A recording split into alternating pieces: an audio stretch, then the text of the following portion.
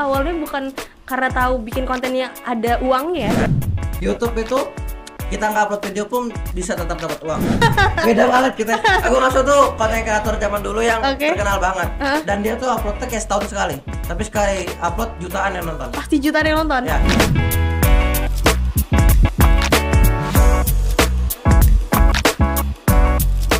Halo semuanya, selamat datang di podcast Busam ID, yaitu Raup Cuan dengan Digital.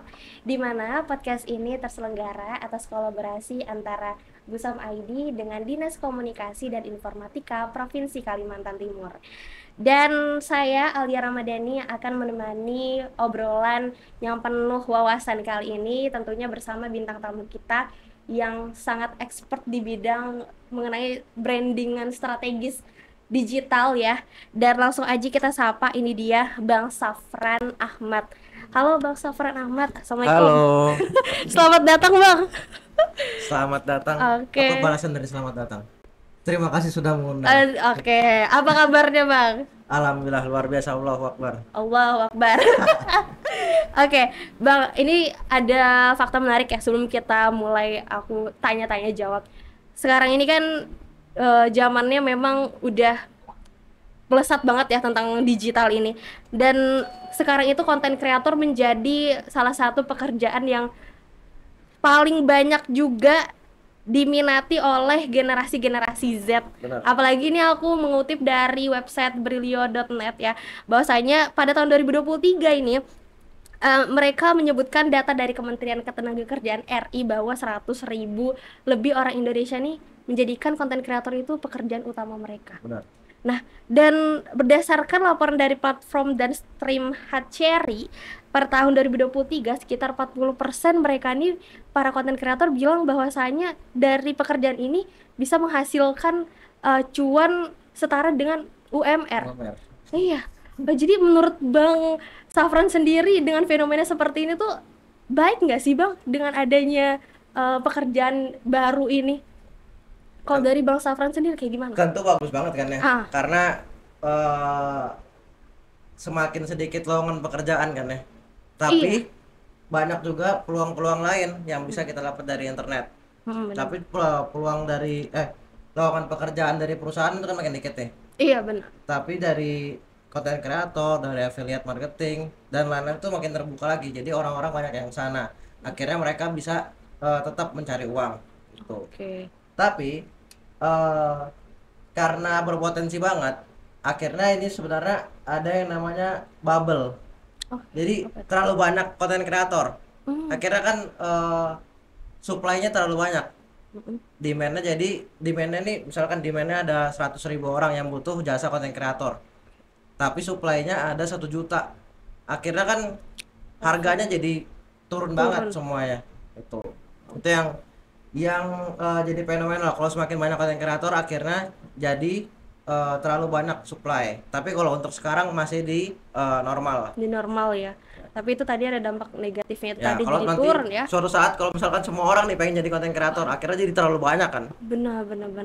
Jadi kalau dari perjalanan Bang Safran sendiri awalnya menjadi konten kreator nih, apakah salah satu alasannya karena yang tadi saya sebutkan itu, atau kayak gimana sih awal perjalanan Bang Safran sendiri terjun ke dunia digital ini? Enggak, itu aku bikin konten itu sebenarnya dari SD.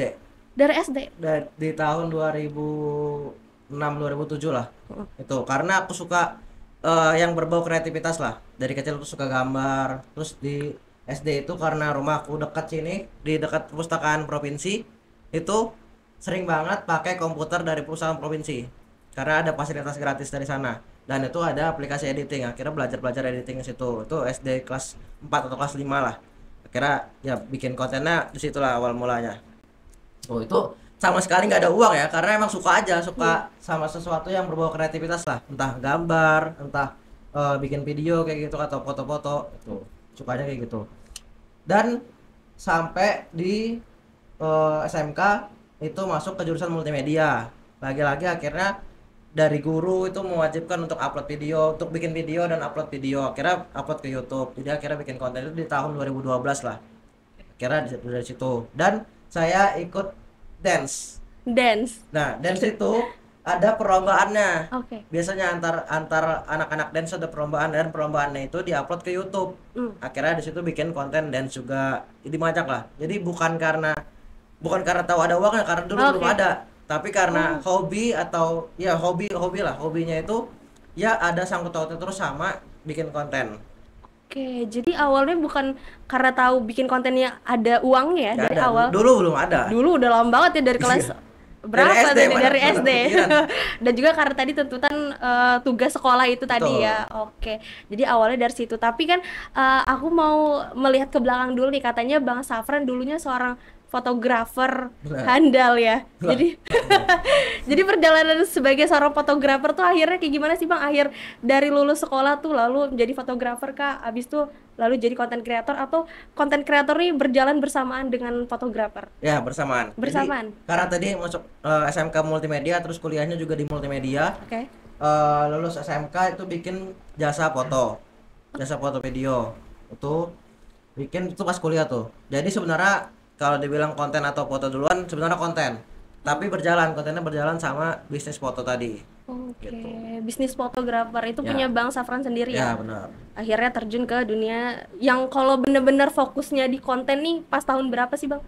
Nah, itu masalahnya, nanti kita Oke. bahas itu. Gimana nih? Pas kapan tuh? Nggak ada, karena berangkat dari hobi dari awal, nggak pernah fokus secara benar-benar fokus. Oke.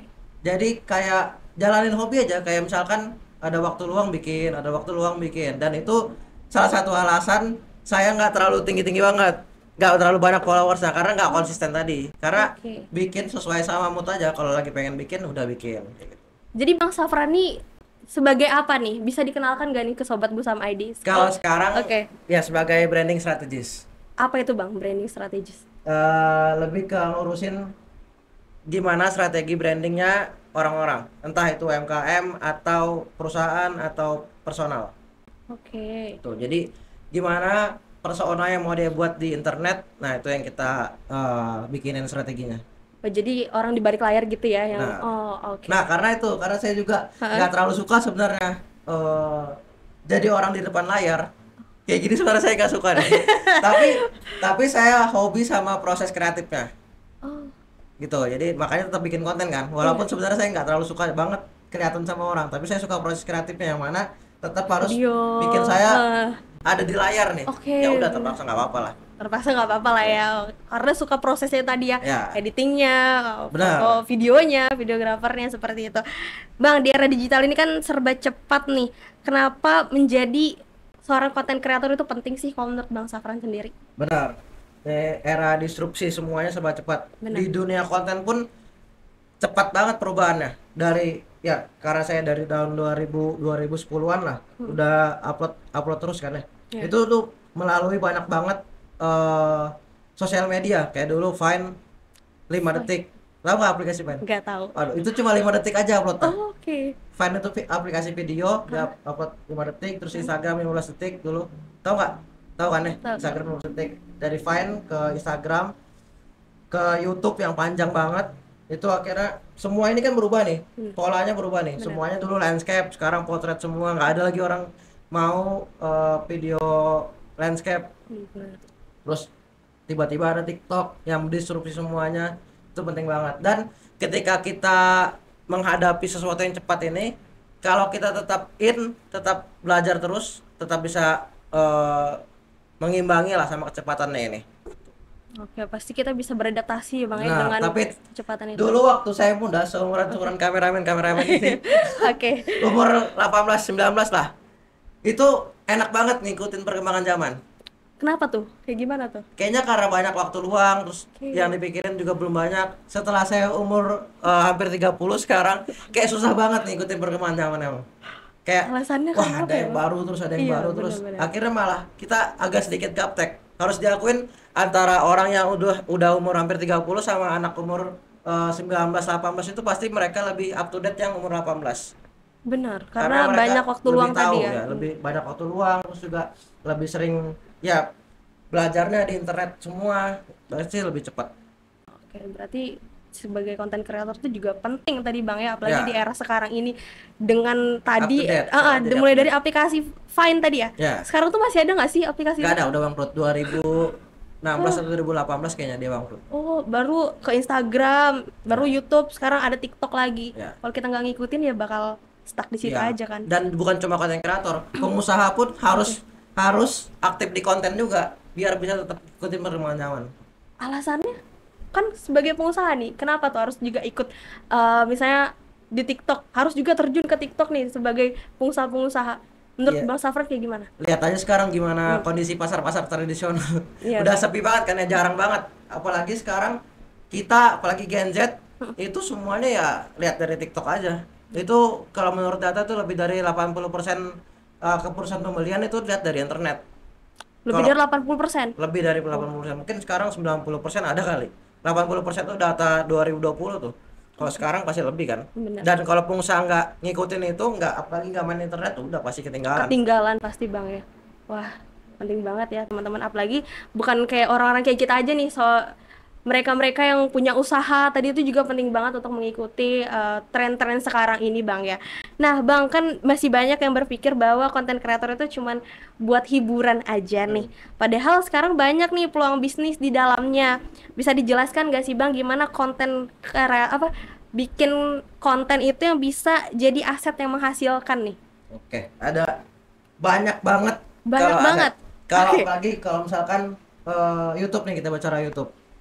YouTube itu kita nggak upload video pun bisa tetap dapat uang. Kalau Oh, iya? misalkan kita bikin tutorial Heeh. yang setiap tahun ada orang yang nonton, misalkan kayak cara masuk PTN kayak gitu tuh. Oke. Walaupun kita bikin atau cara masuk BUMN kayak gitu, kita bikinnya di tahun 2020. Tapi itu kan tiap tahun ada terus orang yang nonton.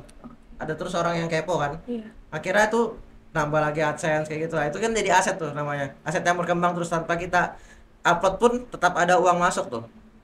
Dia akan berkembang terus. Kalau misalkan dari aplikasi lain, Instagram, TikTok, apa lagi ya?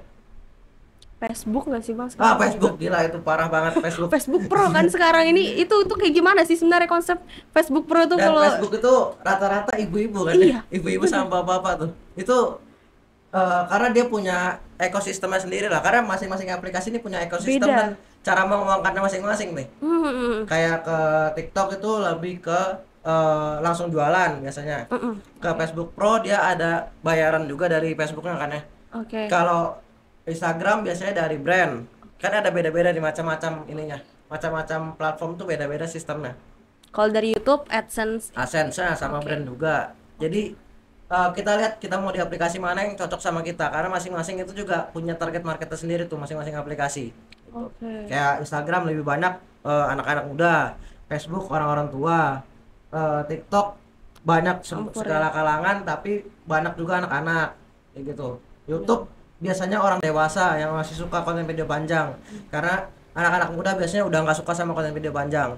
Iya ya Bang, kenapa sih alasannya sekarang tuh kayak gitu? Apakah karena dengan munculnya aplikasi yang memang kayak TikTok nih kan cuman berapa detik aja langsung skip gitu. Jadi Iya. emang bentar aja gitu loh. Kayak nggak bisa yang nonton lama gitu. Itu pengaruh nggak sih baru-baru ini untuk fenomena seperti itu tuh? Sekarang anak-anak jarang banget mau nonton yang panjang gitu. Karena Kayak fokusnya tuh cepat hilang. kemampuan fokusnya kan cuma sekitar berapa, 15 detik kalau nggak salah. Dan semua konten kreator sekarang pakai hook 3 detik kan ya. Jadi tuh akhirnya ya itu aja yang dia pengen lihat. Kalau video panjang kan bosan kan ya. Dan TikTok itu biasanya 1 menit udah bisa ngerangkum semuanya. Walaupun tentu informasi yang disampaikan nggak sebagus yang panjang dong, pasti itu, karena udah disingkat-singkat, disimplifikasi dan macam-macam lah. Akhirnya sebenarnya nggak terlalu bagus juga. Saya nggak terlalu suka sama konten yang sebenarnya harus disajikan secara panjang tapi dibikin pendek. Itu sebenarnya nggak bagus untuk kemampuan intelektual manusia. Tapi mau gimana pun ya memang kayak gitu pasarnya sekarang yang kebentuk. Yang rame ya kayak gitu, yang singkat kan ya. Benar-benar. Oh berarti untuk menjadi konten kreator yang bisa menghasilkan itu tadi, sebelumnya kita harus cari tahu dulu Bang ya, kayak kita mau yang mana nih target Ya, market. yang cocok yang mana, di aplikasi mana, karena semuanya beda-beda nih sistemnya dan target Oke. marketnya beda-beda. Oke. Oke teman-teman, nanti Sobat Busam ID yang mau jadi content creator nih, nanti bisa searching dulu kalian mau yang di Tengok Brand kah, atau yang mau kayak FB Pro kayak sama kalangan bapak-bapak, Dan mau ibu-ibu. bikin konten apa kayak Iya gitu. benar. Dan konten apa sih Bang yang sekarang ini yang lagi rame-ramenya supaya bisa menaikkan engagement nih? Kalau bicara itu Kira-kira konten apa yang rame, semua sebenarnya konten sekarang itu tuh random random banget. ya. Kalau dulu sesuatu yang viral misalkan apa udah tuh semua orang bakal tahu itu. Tapi kalau sekarang hari ini sesuatu yang viral tuh kayak sesuatu yang apa yang ada di explore kamu sama di aku tuh beda. Biasanya Oke. kayak gitu kan. Oke, benar. Dulu 1 juta penonton tuh aja udah viral kategorinya. Sekarang itu dikit banget. Sekarang puluhan juta baru kategori yang viral sampai ditahui sama semua orang kan ya. Puluhan juta sampai ratusan juta. Terus sekarang 1 juta aja itu udah rame sebenarnya. Tapi bisa aja kamu tahu aku nggak tahu tuh. Kalau Iya, sekarang di benar. kondisi sekarang karena Explore kita berbeda beda-beda. ya. Terkadang semua ini hari ini tuh macam-macam banget kayak tiba-tiba kamu apa misalkan ya review bakso di mana gitu karena kamu foodies kan ya Iya. bisa aja 1 juta yang nonton Iya. itu apakah viral sebenarnya Tapi di kalangan orang yang memang suka-suka makanan aja. iya Oh, oke. jadi masing-masing apapun konten kita misalkan kayak berkebun pasti ada juga target marketnya kayak gitu Oke, oke. Berarti semua jenis konten bakal bisa bisa rame ya ya ininya. bisa. Pasti Tapi ada aja yang nonton gitu tergantung targetnya tadi itu ya. yang penting itu sebenarnya dari misalkan kita tanya apa sih yang bikin konten itu ditonton orang. Iya. Sebenarnya yang paling penting itu kemampuan storytelling, berceritanya. Ada masalahnya di situ, ada problemnya, ada solusinya. Dari situ orang mau nonton. Biasanya karena itu aja. Jadi apapun kontennya, kalau storytelling biasanya banyak yang nonton. Kalau misalnya kayak dari segi visualnya gitu mempengaruhi juga. Kalau segi visual, kalau di hari ini sebenarnya nggak terlalu pengaruh. Karena orang-orang kita lihat siapa yang viral. Yang viral kayak misalkan Fajar Satboy.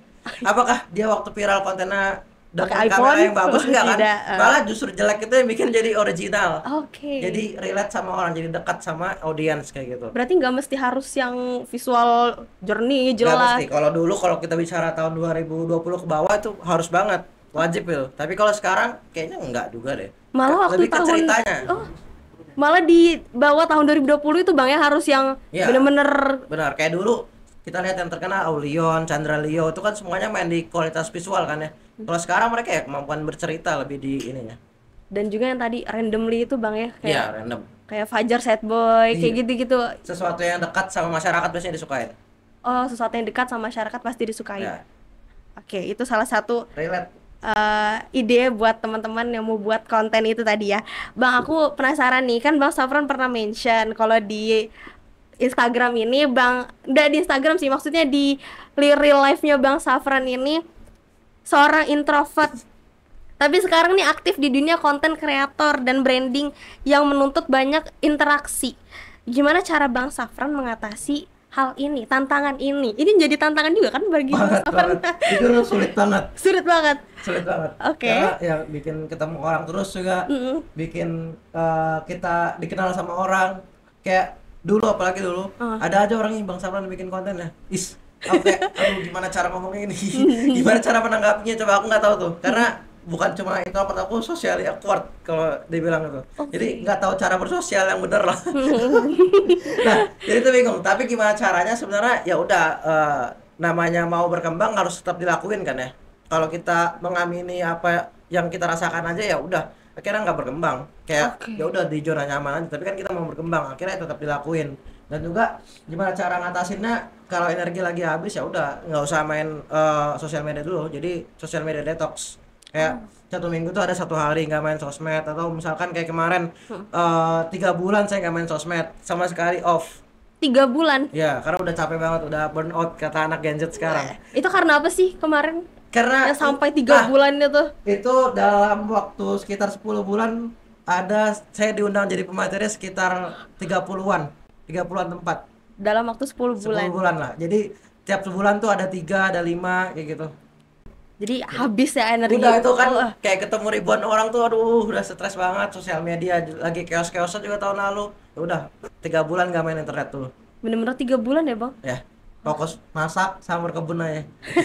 Dan dibikin konten tuh. Nggak ada bikin konten. Nggak dibikin konten Jadi ya. lebih, kalau kata orang-orang tuh lebih wise, lebih damai, lebih Oke. bijak juga kita ketika kita balik ke sosmed.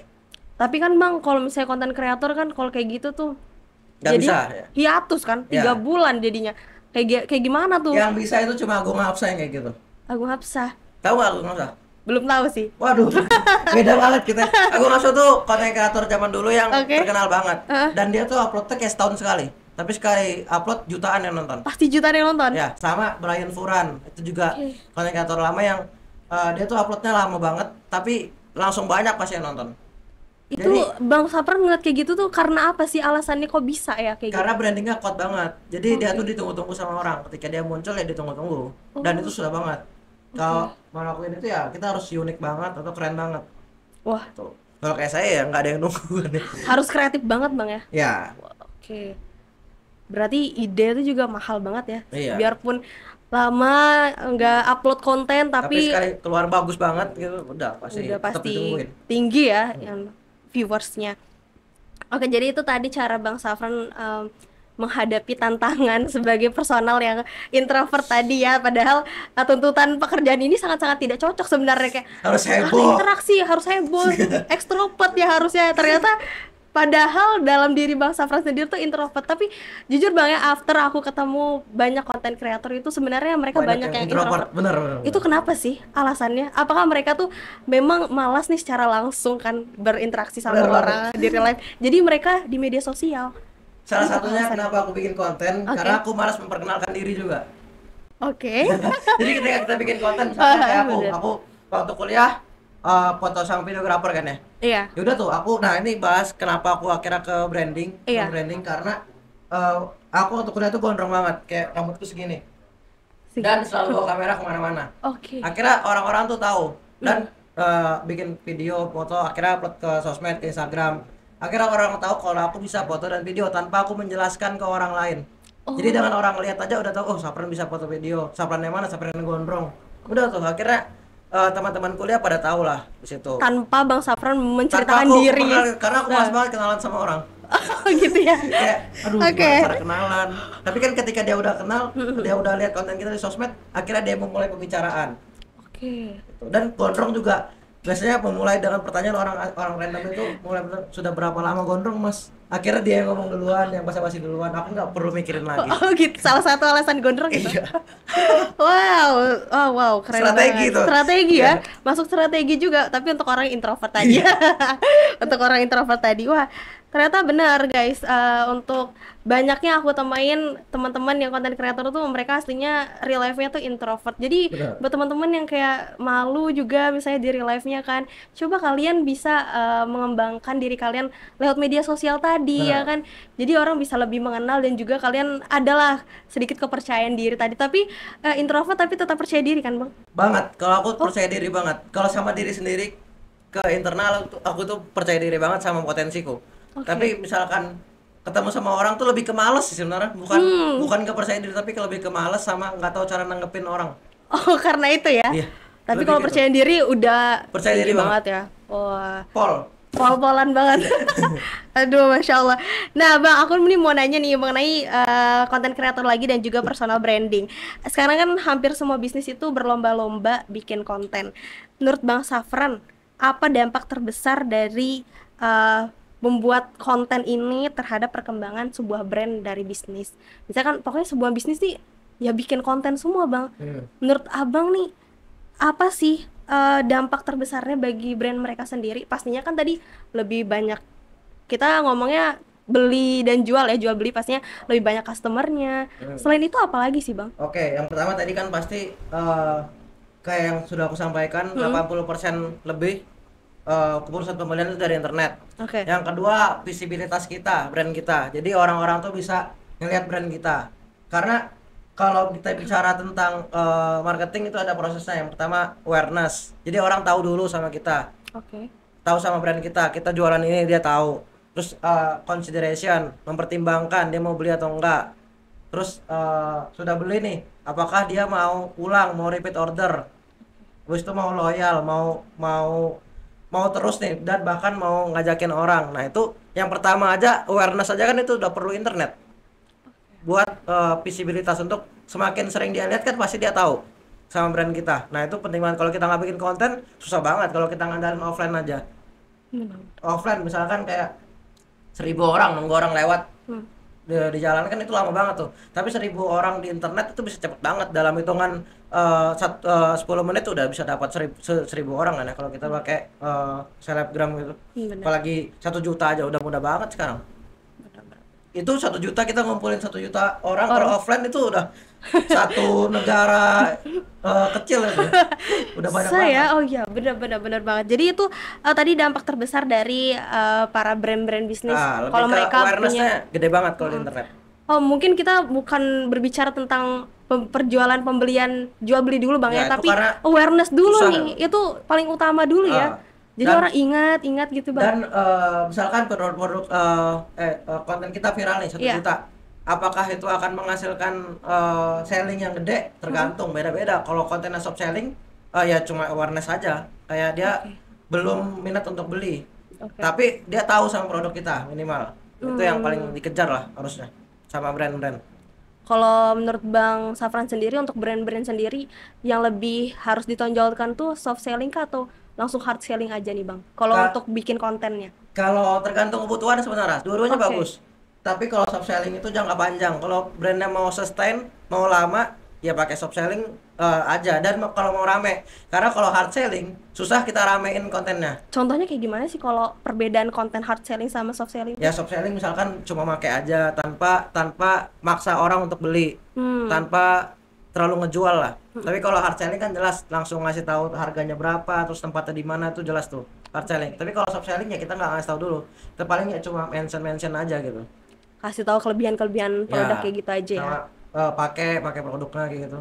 Udah. Oh, itu soft selling seperti Ya. itu. Oke. Berarti tergantung kebutuhan dari brand juga Bang ya, maunya yang Kalau mau duit cepet, kalau mau duit besok langsung ya hard selling. Hard selling. Tapi kontennya biasanya nggak rame kalau hard selling.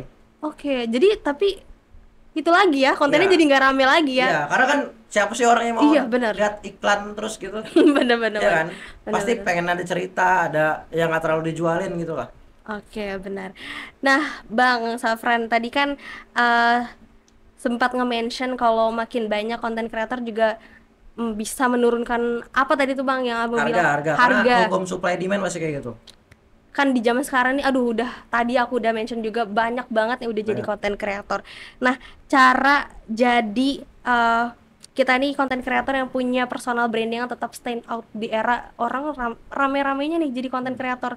Kayak gimana sih caranya supaya kita nih nggak yang jadi kebanyakan, nggak yang timbul sebentar aja habis tuh udah kayak gitu. Ya tetap stand out gitu loh Bang. Personal brandingnya seperti apa yang harus dilakukan? Ada 3 yang harus kita lakukan. Oke. Atau pilih salah satu juga udah bagus. Oke. Yang pertama jadi yang terawal. Jadi yang terawal. Banget. Yang terawal banget, yang belum pernah ada yang ngelakuin. Oh, oke. Yang kedua jadi yang terbaik. Oke. Yang terbaik dari segi visual, dari segi cerita itu. Dan ini perlu riset dan ini sulit juga. Yang ketiga jadi yang terunik. Oke. Terunik misalkan pakai baju pink nih setiap kontennya. Semua konten pakai baju pink. Oke. Udah tuh itu aja sebenarnya udah unik banget. Udah kan? unik. Kita tinggal kita kasih baju outfit warna pink, udah orang bakal ingat nih sama kita itu. Yang paling mudah yang mana kira-kira? Yang terunik tadi sih. Terunik. Terunik sih kalau menurut kayak. Kalau terawal juga mudah. Tapi terawal. memang yang paling mudah terunik. Yang terawal juga. Yang terawal mudah. tapi butuh ide yang Karena biasanya, apalagi kalau kita bicara Samarinda, oke. itu telat 2 tahun sama Jakarta. Kok bisa, Bang? Telat 5 tahun sama Amerika biasanya kayak gitu. Oh, gitu. Jadi kita tinggal adaptasi aja yang udah ada di sana. Oh. Adaptasi ke sini. Udah pasti kita bakal jadi yang terawal minimal di kota kita lah. Kayak gitu. Oke. Jadi orang-orang biasanya itu Samarinda karena ya beda kan ya, karena mereka yang dari Jakarta juga biasanya udah lebih maju lah. Kita nggak bisa pungkirin kalau Benar. kita masih ada kalah saing sedikit, apalagi di dunia konten kan ya. Benar. Semua acara event-event gede konten dari platform-platform, dari TikTok sering ngadain di Jakarta, YouTube apalagi sering banget itu tiap tahun ada acara, ya pasti kita bakal tertinggal di Samarinda kan ya. Itu tinggal kita adaptasi aja, yang ada di Jakarta jadi terawal di kota kita udah jadi terawal tuh. Oke. Jadi yang terbaik ini yang paling sulit. Tapi ketika kita udah bisa ketiganya ditambah terbaik ini, udah pasti bakal gacor banget. Bakal gacor banget ya. Ya. Berarti dari ketiga itu tadi ya, yang penting bisa lah salah satu minimal lah ya. Nah, tebak saya yang mana? Yang terawal. Ya, masuknya di awal. Jadi karena udah tahu sistemnya gimana, terus juga teman-teman banyak kenalan teman-teman konten kreator dari dulu sampai sekarang masih berteman sama anak-anak konten, akhirnya lebih mudah lah. Jadi karena terawal tadi. Terawal ini juga ya bikin kontennya juga termasuk kayak gitu. Tapi Bukan berarti cuma idenya, tapi oke. bikin kontennya atau misalkan kayak ada platform baru, Mm-mm. baru keluar nanti nih suatu saat, kamu langsung main di situ. Akhirnya kan kamu jadi terawal di platform itu. Kayak gitu. Oh, oke. Oke, oke. Jadi pasti kamu yang diingat tuh. Oh, berarti harus jadi yang terawal, terbaik, sama terunik tadi ya, supaya kita tetap bisa standing out ya, Ya. personal branding kita. Oke, itu teman-teman bagaimana caranya untuk tetap bisa bersaing ya di era gempuran orang-orang jadi konten kreator semua di Indonesia ini sekarang. Nah, mungkin ini sangat berkesinambungan juga dengan pertanyaan yang selanjutnya, Bang, karena langkah pertama apa yang harus diperhatikan yang paling krusial menurut Bang Safran untuk menjadi konten kreator? Selain tiga tadi ada lagi nggak sih, Bang? Kayak mungkin dari personal diri nih, kayak niat dulu kah, perlu nggak sih niat atau alat dulu nih? Sekarang kan juga pasti nggak dipungkiri lah, kita nih alat juga harus, orang tuh banyak alasannya, nggak mau jadi konten kreator soalnya nggak, ini alatnya ini kurang dan gitu-gitu. Menurut abang yang paling krusial untuk menjadi kreator pemula tuh apa sih? Coba aku tanya Alia. Ah, Menurut Alia konten kreator itu produknya apa? produknya itu Yang adalah, dijual apa? maksudnya kayak gimana kan kalau mau jadi diri sendiri. Betul, Diri diri sendiri. sendiri. Jadi yang pertama adalah mengetahui diri sendiri. Oke. Kayak kita tuh hobinya apa, sering ngelakuin apa, sisi unik kita apa. Biasanya kalau aku ngajarin orang atau lagi jasa konsultasi gitu, pasti aku suruh untuk ngelis 50 hal tentang diri kita atau tentang brand kita. Tentang diri kita ya. Ya, misalkan personal branding Iya, ya diri kita. Kalau benar. dia punya produk, sudah punya Tentang brand, brandnya dia. ya brandnya dia tentang 50 hal. Dari situ enak Oke. kita bikin kontennya. 50 hal itu dari sisi kita kan kita bisa ulik terus tuh. 50 hal tuh nggak habis-habis tuh kalau kita jadikan konten. 50 hal apa tadi yang kita sukai? Yang melekat sama diri kita, misalkan kayak Alia Ah, berhijab, oke. orang Banjar. Oke. Kayak gitu tuh, Ay. kayak gitu tuh sampai 50 hal. Oh. Dari situ bisa tuh. Dari situ kita bikin cerita, kita belajar cara storytelling yang sesuai sama deskripsi tentang kita. Oh, dari Tentang diri 50 kita. tadi itu ya harus. 50. Oke. Tulis tuh. Harus ditulis gitu Kalau ya. bisa lebih banyak lagi makin bagus itu. Oke. Dan Baru kita bisa kembangkan tadi, Bang. nanti Ya? cari 5 hal yang benar-benar kita banget, yang mau orang tuh mau tahu kita sebagai apa. 5 hal aja. Oh, dari 50 itu 5 hal aja. Ya, kalau 50 itu jadi ide kontennya lah. Oke. Ide konten secara luasnya, tapi 5 hal itu yang benar-benar jadi personal branding, karena kalau terlalu banyak kayak pusing juga nih, orang jadi nggak tahu mendefinisikan kita sebagai apa. Oke. Tapi kalau 5 hal aja udah cukup tuh. Oke. Nah, teman-teman yang mau jadi kreator pemula itu tadi, Bang ya, minimal Tahu ya sama diri sendiri. tahu sama diri sendiri dulu. Betul. Dengan cara tadi bisa ditulis deskripsi diri ini kayak gimana, sampai 50 ini ya, 50 tulisan ya. Nanti dari 50 itu 5 lah yang bisa kita ambil. Ya. Oke. Kalau kita bingung banget mentok nih sama diri kita sendiri, kita benar-benar nggak tahu. Hanya sama teman terdekat kita, Oke. orang terdekat yang sering sama kita lah, karena dia pasti tahu tentang kita. Oke, itu yang paling krusial tadi Ya, ya untuk dan menjadi Makna pemula. personal branding kan apa yang orang lain tahu tentang diri kita, persepsi dia tentang diri kita gimana, itu personal branding tuh. Oh, Dan ketika kita tanya sama teman kita, dia udah tahu tentang kita ini gimana sih sebenarnya. Nah, akhirnya lebih mudah. selain itu tadi, Bang, kan misalnya kita udah tahu nih kita mau kayak gimana kontennya.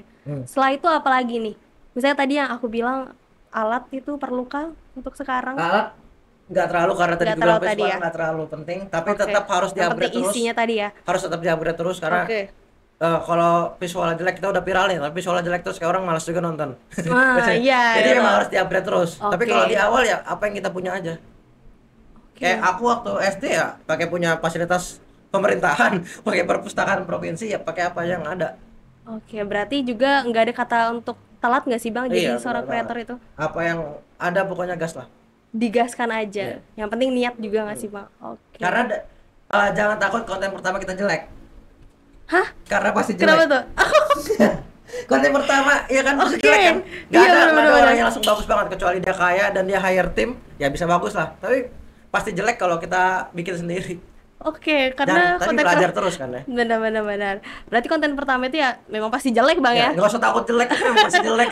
Oke, jadi jangan takut kayak nanti jelek nih kontennya. Ya gak apa-apa, berarti butuh latihan Belajar lagi, terus jam ya. terbang lagi Bang ya. Benar. Banyak-banyak post konten lah Benar. seperti itu. Nah, ini mengenai monetasi dan juga strategi cuan nih. Kan Bang, di era sekarang ini hampir semua orang bisa bikin konten, tapi gimana caranya biar konten kita nggak tenggelam justru bisa jadi mesin cuan. Misalnya kan aku udah bikin konten nih, tapi kok aku nih nggak dapat cuannya sih, harus kontennya tuh yang seperti apa biar bisa, misalnya kayak di Instagram kan, kita mau marketnya ini targetnya dilirik sama brand, berarti kita harus seperti apa Bang? Misalnya aku, contoh ya, aku di fashion misalnya kontennya, biar bisa dilirik brand tuh kayak gimana sih, harus seperti apa Oke. supaya kan Eh, kita bisa dapat uangnya tuh dari hasil itu kan, dilirik dari brand itu ya kan. benar. Seperti apa tuh? Yang pertama tadi kan tiga poin nih. Oke. Terunik, terawal, terbaik, terunik nih. Mm-mm. Itu yang pertama harus itu. Yang kedua setelah itu bikin cerita. Oke. Yang ketiga harus punya opini yang bold, opini Opini yang yang tebal, bold. opini yang tegas, Mm-mm. opini yang jelas gitu nah. Oke. Kalau misalkan kayak kamu passion misalkan, eh, harus punya opini yang tebal tentang passion. Misalkan anti merkuri, kayak gitu tuh. Oke. Anti merkuri itu Nah. lebih ke beauty sih menurutku. Oh, passion beda ya. Skincare. Oh iya, beda. Maaf. Passion apa misalkan? Misalnya bajunya Oh, nggak misalkan terbuat nih, dari gak apa? suka sama cowok yang pakai celana cingkrang. Oh, Itu tebal banget kan? iya, bener, Dan itu bener. memancing Apa? memancing keributan lah, Bener, kayak bener. gitu. Atau misalkan kalau itu terlalu menyinggung misalkan, Oke. cari yang nggak terlalu menyinggung. Atau misalkan kan pasti passion cewek kan ya? Iya, Cari bener. passion cewek, misalkan nggak suka passion cewek yang gimana. Hmm, Pasti tuh ada yang benci, tapi ada juga yang dukung kamu. ada yang relate juga gitu ya? Ada yang relate. Oke. Pasti tuh, pasti kalau udah viral tuh pasti ada yang benci, ada yang suka. Itu nggak bisa kita pungkiri, pasti tuh. Dan ketika itu pasti udah bakal dilihat sama brand. Oke. Ketika kita punya opini yang tebal, opini yang bold, terus ada keributan di situ, udah di mana ada keributan pasti ada Pasti ada ada orang brand. jualan, pasti ada Bener. brand. Kayak Bener. di mana ada kebakaran ada pare-pare jual pentol. Oke. Iya kan? Bener. Pasti itu. Oke, berarti tadi harus punya opening yang bold tadi ya? Ya, yang tebal, yang memancing kontroversi. Oh, Tapi nggak harus kontroversi banget, bisa aja yang sebenarnya itu tuh opini yang dirasakan sama semua orang, tapi orang nggak berani ngomong. oh. Tapi ketika ada satu yang berani ngomong, banyak yang dukung akhirnya. Itu Cari salah itu. satunya Ya. bikin konten yang bisa dilirik sama brand itu Benar, Bang ya. benar. Dan itu juga bisa membuat engagement tadi Udah, tinggi. itu pasti bakal. Karena engagement tinggi makanya dilirik brand tadi. Benar. Oh, oke. Jadi sangat berkesinambungan tadi ya. Nah, Dari bikin ide kayak gimana bikin kontennya, dan juga mungkin opini tadi yang harus bold, tadi yang harus beda dari yang lain, kalau harus kita unik. pakai opini yang sama, yang biasa Pada aja, umumnya ya. yang pada umumnya bisa juga relate sih. Ah. Tapi kalau yang biasa aja yang nggak terlalu tebal-tebal banget, yang kayak nggak tegas nih Oke. mau diarah kemana tuh susah naik kalau. Pasti susah ya naiknya. Oh, iya, benar. Karena terlalu biasa kayaknya Ya, bagi terlalu orang. biasa. Karena sekarang ini memang kita harus jadi yang beda, Ya. jadi yang luar biasa kan Bang? Dan yang berani ngomong. Oke, itu Karena penting ya. di era sekarang ini orang-orang pada takut ngomong. Dia tahu sendiri. Bener. Jadi ketika ada yang berani ngomong itu pasti bakal didukung loh. Oke, berarti kalau kita harus berani ngomong, oh bener. Di era sekarang ini emang banyak yang gak suka tapi diem aja gitu Bang Iya. ya, bener. Ya Jadi udah sih, kayak ya gitu. udah sih. Tapi kalau ada sekali ngomong, ya Udah. setuju, Di-share-share jadi lah. rame gitu. Oke, bener banget say. Nah, banyak konten kreator yang struggle saat ingin memulai menghasilkan uang. Apa strategi monetasi yang paling efektif untuk pemula? Menurut Bang Safran. Strategi monetisasi. Bener. Kayak misalnya di TikTok, Bang, atau di FB Pro. Nah, Bang sudah coba di FB Pro. FB Pro belum. Tapi ada teman lah yang main di FB Pro juga dan banyak banget dia dapat uang dari sana. Oke. Tapi FB Pro itu sebenarnya sulit banget tuh. Jadi Oke. benar-benar community-nya udah terbangun banget ya antara ibu-ibu yang main FB Pro tuh. Jadi dia tuh biasanya saling support tuh. Jadi kayak misalkan habis dari sini ke sini kayak gitu. Dan aku masih mempelajari itulah. Oke. Nah, itu kita tadi cari dulu market kita mau apa. Yang penting tahu diri kita, terus kita tahu mau jualan apa nanti ke depannya. Udah tuh. Situ terus ya kita pelajarin ekosistemnya, kita pelajarin misalkan pasti tiap komunitas tuh ada community-nya tuh. Kita harus masuk dulu ke mereka. Penting gak sih Bang? Penting ikut komunitas banget itu? karena sharingnya pasti bakal lebih cepat ilmu. Misalkan kita cari tahu sendiri bisa berbulan-bulan, tapi ketika kita masuk komunitas kita kan tinggal tanya. Oh, Tinggal benar. tanya sama orang-orang yang udah sepuh lah, yang duluan lah. Ya tinggal tanya gimana bang, akhirnya ya pasti terakselerasi lebih enak. Pagi kalau kayak gitu sistem-sistemnya udah ada cara-caranya sendiri lah yang ngehack cara sistemnya itu. Oke, berarti ikut komunitas juga salah Betul. satu yang penting juga Bang ya. Jadi Nah, banyak juga pengetahuan kita kan mengenai iya. membuat konten dan juga bisa kayak mana nih cara Yang penting monetasi itu uang. tahu cara ngehack.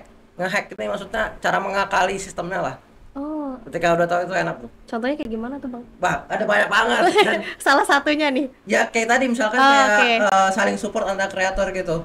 Kayak Oh, misalkan dia habis karena ha, kalau ha, ha. lu ini maaf kalau asbun ya, Oh, tapi iya bawa. sepengetahuanku aja kalau Oke. di FB Pro itu tuh dia ngeliat dari ini kan, dari keramaian kan, keramaian dari konten kita Mm-mm. dan itu dibayar sama Facebook. Iya. Nah, jadi biar rame, dia tuh ribuan orang nonton ini, terus nonton ini lagi, nonton, jadi antar temen nih saling nonton gitu nah. Oke, Nah, saling hack-nya lah. bantu gitu Ya, ya, buat nonton supaya rame seperti itu. iya. Akhirnya Karena, kan dilihat sama Facebook kan tetap itu data kan ya, tetap iya, banyak nih orang nontonnya ya, tetap dihitung sebagai ter terkonversi sebagai uang kan akhirnya. oke. Gitu. Tapi banyak banget lah cara-cara lain. Banyak banget ya guys cara-cara lainnya. Mungkin kita juga kalian bisa memperdalami yang kalian mau di aplikasi mana Ya. atau targetnya seperti apa.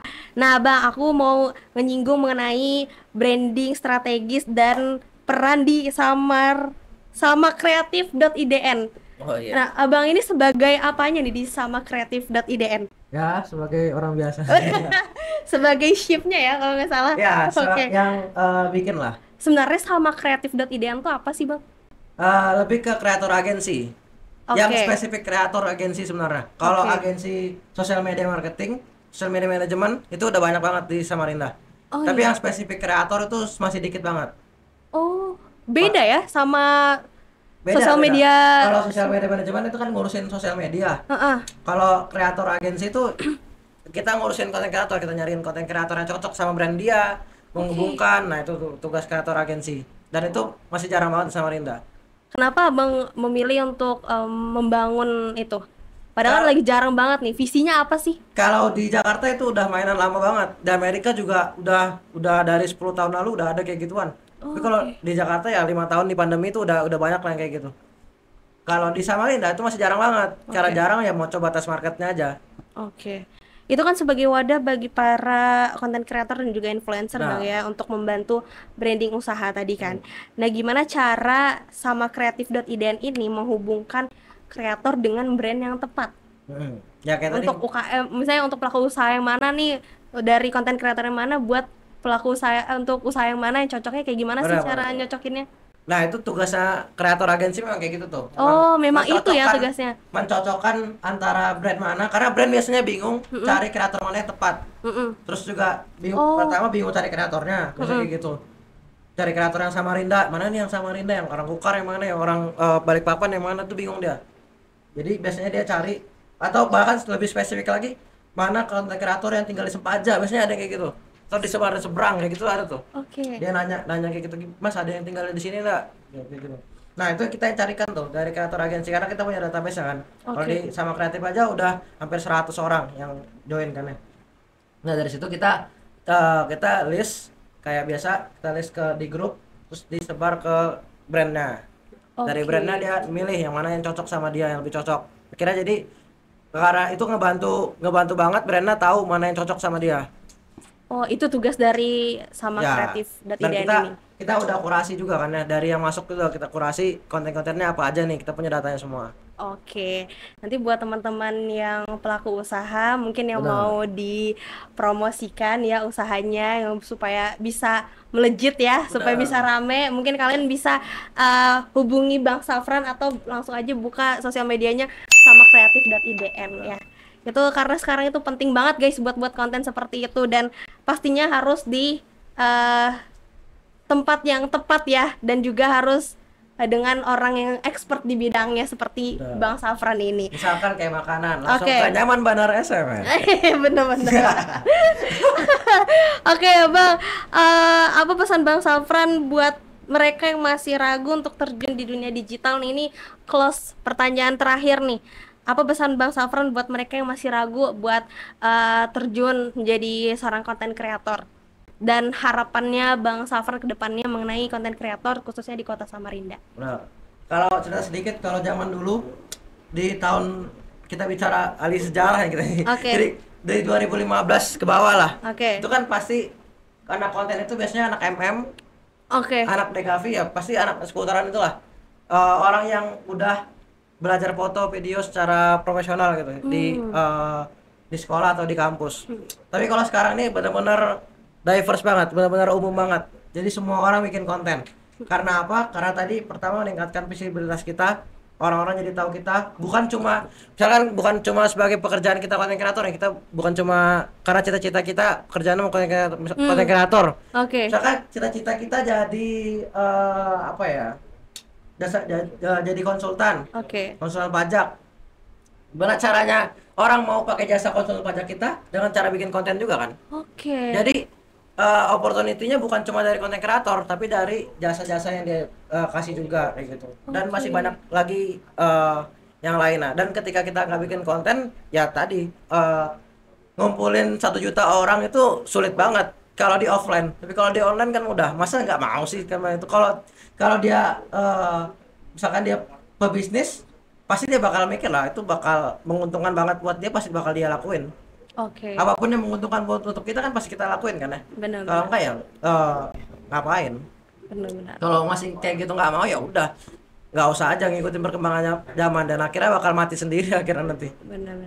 Berarti bukan misalnya konten kreator pengen cita-cita jadi konten kreator, misalnya udah ada kerjaan lain nih, tapi untuk meramaikan kerjaan kita ini kan untuk misalnya kayak tadi konsultan supaya banyak yang konsul sama kita, berarti ya Benar. dengan cara salah satu strategi digital juga kan, strategi Kayak- pemasaran digital. Kayak Raffi Ahmad aja, Oke. dia bukan cuma dari konten aja tapi dari bikin usaha juga kan. Akhirnya dari usahanya juga bisa hidup dari situ. Akhirnya banyak peluang-peluang lain lah dari sosial media aja kita udah bisa dapat banget, dari affiliate, dari endorsement, dari visit ke brand, udah itu banyak banget tuh. Belum lagi kalau kita bikin usaha sendiri udah banyak banget. Peluangnya tuh ada belasan lah, sampai puluhan dari kita bikin konten aja. Nah, buat teman sahabat Busam ID ya yang mau jadi konten kreator, karena banyak banget peluangnya dan juga dari mana aja tadi kita bisa dapat cuan, tadi bisa dari visit brand, bisa dari endorse, dari Itu aplikasi tanya- tadi itu yang dikasih. Tanya ChatGPT lah apa aja peluang di Iya, konten banyak kreator. kan teman-teman udah. bisa searching sendiri. Nah, tadi pesannya buat teman-teman kreator di Samarinda apa nih Bang dari Bang Safran? Pesan-pesannya untuk konten kreator Samarinda, konsisten, bahkan Oke. harus lebih di tahap persisten. Persisten itu adalah ketika kita nggak ada ide tetap harus upload. Kalau emang mau Oke. sukses, mau kok suksesnya di konten kreator nih, kayak saya lihat semua teman-teman yang udah bikin konten dari lama, pembedanya sama saya yang nggak konsisten ini yaitu di konsistennya.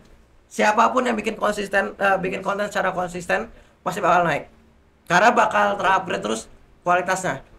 Oke. Dan orang-orang tuh bakal ingat sama dia akhirnya. Itu persisten, mau nggak ada ide pun tetap upload aja. Tetap upload aja. Kalau saya kan mood aja, dan saya suka eksperimen Oke. Misalkan konten ini nih nyobain, konten ini nyobain, kalau udah naik dah cari konten lain lagi, akhirnya eksperimen, suka itunya sih. Sesuai sesuka-sukanya Bang Safran ya. Tapi kalau memang mau fokus ya harus persisten, kalau enggak ya udah. Persisten tadi. Ya. Oke, buat teman-teman sahabat konten kreator di Kota Samarinda, untuk menjadi konten kreator yang tetap standing out tadi pastinya harus konsisten Bang ya, supaya kita terus terupgrade. Karena kalau nggak konsisten, aduh iya sih, bener-bener viewers tuh juga jadi turun anjlok banget. banget. Ya, Benar, jadi anjlok banget. Itu dia tadi pesan dari Bang Safran buat teman-teman konten kreator di Kota Samarinda. Bang, nggak terasa ini udah lebih dari 30 menit kita berbicara. Seru banget ngobrolnya. Terima kasih atas insightful dari pengalaman dan juga perjalanannya Bang Safran, dan pastinya teman-teman yang mau jadi konten kreator bisa ditonton ya sampai habis dan juga didengarkan bagaimana tadi strategi-strateginya. Nah, buat kalian yang masih ragu tadi, bahwa ingat ya, nggak ada kata terlambat untuk mencoba dan juga bisa kita meraup cuan melalui digital ini. Terima kasih banyak Bang sudah berbagi tadi. Thank you Dan Bang. semoga sama kreatif.idn makin sukses. Dan kan baru buka usaha kuliner nih, tadi kita lupa nge-mention tadi. Apa sih usahanya tadi? Di sebelah. Oh, di sebelah ya. Sate Taichan. Sate Taichan Raja Jepang. Raja Jepang. Tolong editor nanti diinin juga ya.